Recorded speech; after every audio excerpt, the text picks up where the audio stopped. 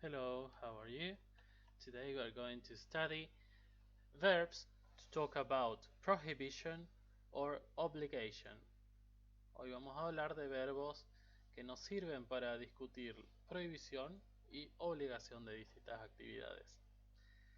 When we talk about obligatory or prohibited activities, we use the verb must or mustn't. Okay, se escriben M-U-S-T y la parte negativa es lo mismo, M-U-S-T, nada más que como siempre agregamos esta partícula negativa, N apóstrofe T. ¿Okay? Se va a sonar raro porque van a tener T, N, T todo junto, como que es imposible de pronunciar, pero tranquilos que es fácil, ¿sí? Se eliminan los sonidos difíciles y se dice mustn't directamente. Acá tenemos los aproximados de la pronunciación. La versión positiva es must, la versión negativa es mustn't. Mustn't. ¿Ok? Así que no se olviden de esta parte, que esta la tienen que escribir sí o sí para que esté bien el spelling, ¿sí? La forma en que se escribe. Pero no es que tienen que decir mustn't, ¿sí? No, eso es imposible. Decimos mustn't directamente. Pero ojo de no confundir cómo se escriben las palabras de cómo se pronuncian. Veamos algunos ejemplos de estas oraciones. Let's see some examples. ¿Sí? You must do your homework. You must do your homework. Como dijimos, must iba a hablar de obligación. ¿Sí? El que está en positivo habla de obligación, el que está en negativo habla de prohibición. Entonces este you must do your homework es vos debes, ¿sí? Es como el deber. You must do your homework. En cambio, una versión negativa sería una prohibición. You mustn't be late for class. ¿Okay? You mustn't be late for class. Y acá sería algo como no debes llegar tarde a clases. Vamos a ver con otras personas gramaticales. Acá tenemos you. Vamos con I. I must study for the exam. ¿Sí? Esto es mi obligación. Yo debo estudiar para el examen. I mustn't go to bed late. Yo no debo ir a la cama, ir a acostarme tarde. Y veamos con un último ejemplo con la persona gramatical he, ¿okay? Que es tan cambiante en inglés. He must listen to the teacher. He mustn't run at the school corridor. Es decir, él debe escuchar al profesor o a la profesora. Él no debe correr en los pasillos de la escuela. Acá hay algo, bueno, vamos a esta parte que dice look at the phrases in purple. Okay, vamos a ver las frases que están en purple. Como conclusiones podemos decir que must y mustn't no cambian con las diferentes personas gramaticales. En un principio teníamos you y el verbo es must o mustn't, ¿sí? En el segundo ejemplo teníamos I y los verbos siguen siendo must o mustn't. Y en el tercer caso tenemos he y el verbo sigue siendo must o mustn't. Es decir que no cambia nunca, ¿ok? Es un tipo de verbo que no cambia, ¿sí? Must or mustn't doesn't change with the different grammatical persons. It is always the same. ¿Sí? Siempre es lo mismo, no cambia con las personas gramaticales. Otra conclusión que vamos a sacar es que the action that follows must or mustn't, la acción que sigue, la acción que nosotros estamos debatiendo si está prohibida o obligatoria, is always in infinitive form, en la forma infinitiva, ¿ok? Entonces, no importa si la persona es you, acá el sujeto es do nomás, ¿sí? Y acá el sujeto es be. Ni siquiera es is, am o are, ¿sí? No decimos you mustn't are late for school. El verbo infinitivo es be, ¿ok? De ahí se desprenden el verbo to be que tanto estudiamos, is, am o are. Pero acá necesitamos el infinitivo sí o sí, así que decimos be. You mustn't be late for class. Después de acá de must, con el sujeto I, perdón, tenemos el verbo study, que está en infinitivo. Y acá el verbo go, que está en infinitivo.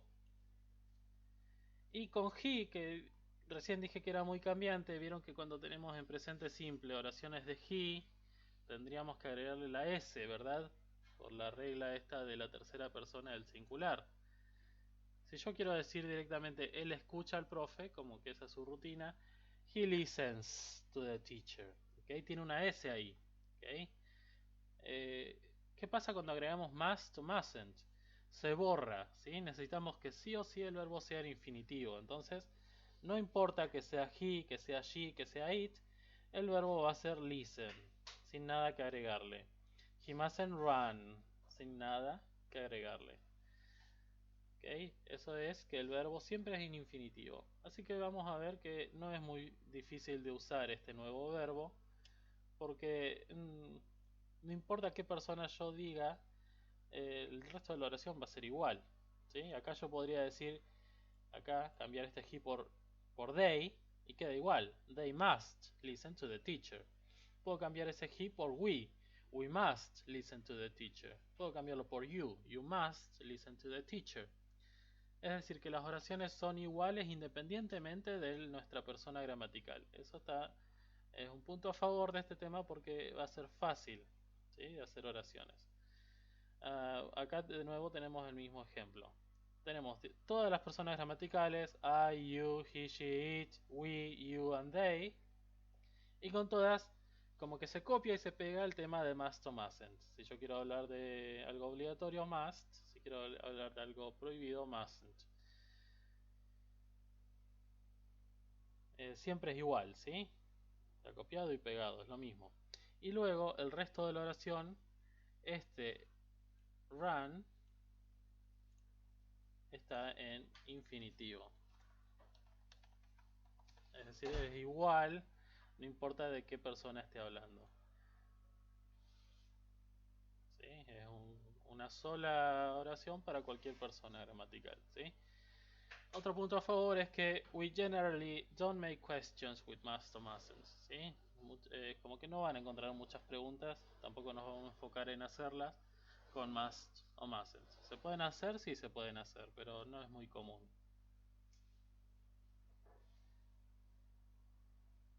Acá tenemos una revelación, por así decirlo. Hace unas semanas habíamos visto el verbo can, que era el verbo que hablábamos de cosas que podíamos o no podíamos hacer, ¿sí? A grandes rasgos. Must es el mismo tipo de verbo que can, ¿sí? En algún momento lo vas a ver, por las dudas te lo adelanto, se llaman verbos modales, ¿sí? Cada uno tiene distintos usos, pero se siguen las mismas reglas. ¿Qué tienen en común must y can? Nunca cambian, ¿sí? Nunca se le va a agregar la S, nunca se le va a agregar ing, nada de eso. A lo sumo se van a hacer negativos, mustn't o can't, ¿sí? Pero nunca cambian de acuerdo a la persona, cambian solo si quiero decir algo en positivo o en negativo. Y el verbo que le sigue siempre va a ser en infinitivo, ¿sí?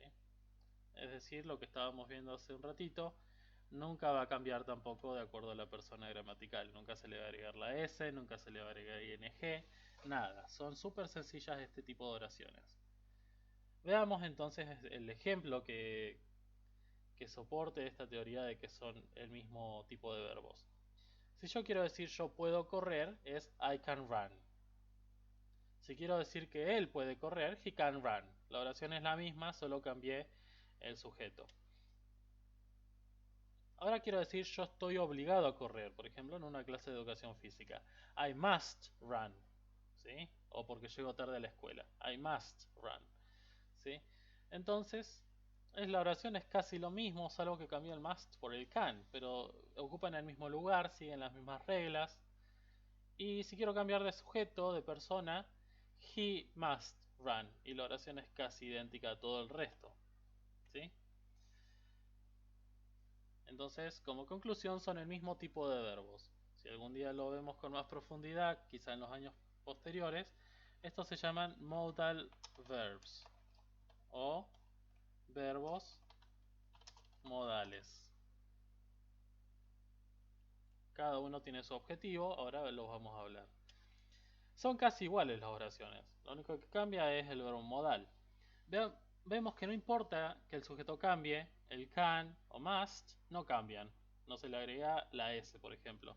Además, el verbo que le sigue, en este caso es run, siempre es igual, es infinitivo, es decir, como ejemplo, no se le agrega S, ing ni nada. Solo se ven iguales. Cuando hablamos del significado de la oración, ahí sí que son diferentes. Entonces, ojo, que no son lo mismo. Can y can't, lo habíamos visto hace un par de unidades, expresan la posibilidad o mi habilidad de hacer algo. ¿Sí? Yo ahora mismo podría decir I can run, pero si tengo una pierna quebrada, ahí voy a decir I can't run. Ahí estoy hablando de mi posibilidad o mi habilidad de hacer algo. A veces también se pide permiso en forma de pregunta. Can I watch TV? Le preguntaría a mis padres. Y ahí ellos me van a decir si puedo o no puedo, si me dan permiso o no me dan permiso. Esos serían los usos a grandes rasgos de can o can't. El uso de must o mustn't, como lo dijimos en el principio de este documento, es la prohibición o la obligación de cierta actividad. Must expresa obligación. Yo te digo you must run, ¿sí? Porque soy el profe de educación física y te digo que si no corres vas a desaprobar. So you must run. O si lo digo en negativo es una prohibición.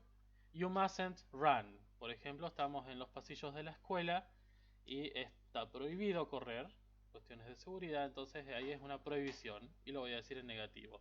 You mustn't run.